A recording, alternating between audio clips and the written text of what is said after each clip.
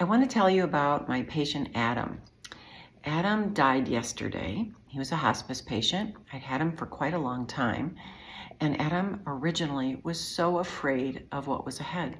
He was afraid of his symptom management. He was afraid of what it would look like. He didn't want to lose control of his bodily functions. All of the fears that we all have, even those of us on hospice. A lot of us will say we're not afraid of dying, but it's the process to get to our death that's scary. So one of the things that he did was he undertook all of the steps to get MAID, medical aid in dying medications. For a while, he was really convinced that he was going to use his MAID process.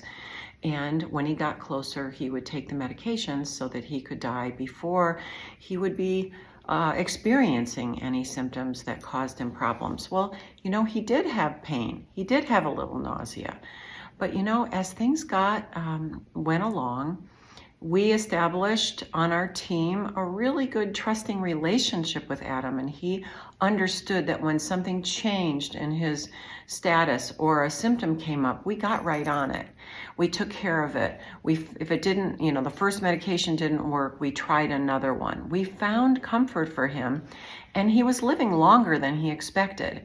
And so I'm giving you this story because Adam is an example of what often happens for patients who undergo the MAID process, medical aid in dying. They get the medications because they're really worried about what it's going to be like to die, the process, and they're afraid. And they also don't want to give up control about their decisions.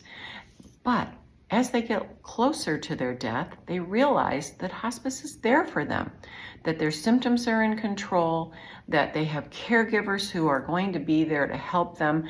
They get used to being taken care of. They learn how to receive the care and love that everyone deserves. And so they die naturally. They don't use the MAID medications. They sit in a cupboard or at the nurse's station in the med box, and they don't get used.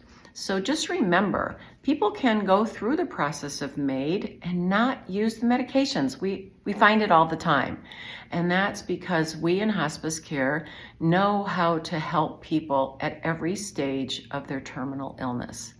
So if you get our booklet, you will also find ways to help people be comfortable because every major symptom is involved in this booklet. And we want you to have care. Care is treatment.